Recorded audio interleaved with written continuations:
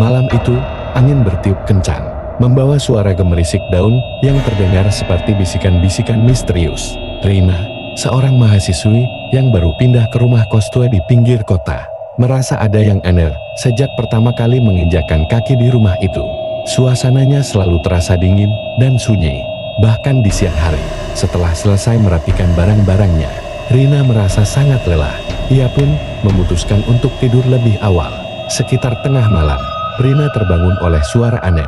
Suara itu terdengar seperti gesekan kayu, disertai dengan bisikan halus yang sulit dimengerti.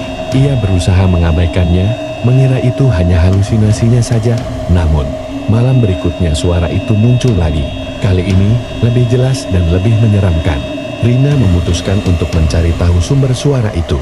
Dengan perasaan takut, namun penasaran, ia berjalan pelan-pelan menuju arah suara.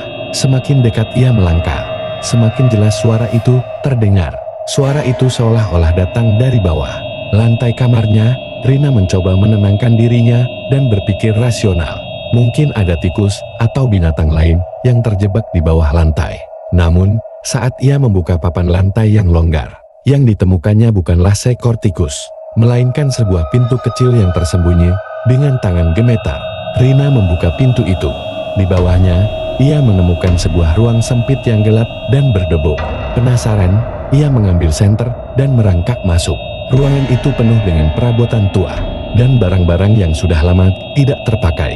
Di sudut ruangan, Rina melihat sebuah kotak kayu yang tampak usang. Ketika ia membuka kotak itu, ia menemukan foto-foto keluarga yang terlihat bahagia. Tetapi di belakang setiap foto tertulis tanggal yang berbeda. Tanggal-tanggal itu adalah tanggal kematian mereka. Rina merasakan bulu kuduknya meremang. Ia kemudian menemukan sebuah buku harian yang di dalamnya tertulis kisah tragis keluarga tersebut. Ternyata, puluhan tahun yang lalu, keluarga yang tinggal di rumah ini mengalami nasib buruk.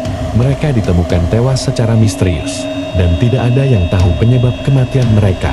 Sejak saat itu, rumah tersebut terkenal angker dan sering terdengar suara-suara aneh. Rina mencoba keluar dari ruang bawah tanah itu, tetapi saat ia berbalik, pintu kecil itu tiba-tiba tertutup dengan keras. Ia terjebak di dalam kegelapan.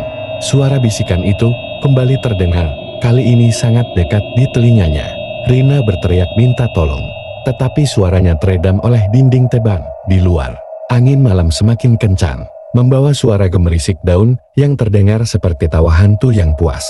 Suara dari bawah lantai itu semakin keras, seolah-olah ingin menyampaikan pesan dari dunia lain. Esok paginya, penghuni kos yang lain menemukan kamar Rina kosong.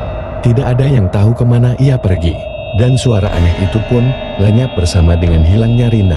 Sejak saat itu, kamar yang ditempati Rina selalu kosong dan terkunci rapat, menjadi bagian dari cerita horor yang menyelimuti rumah kos tua itu.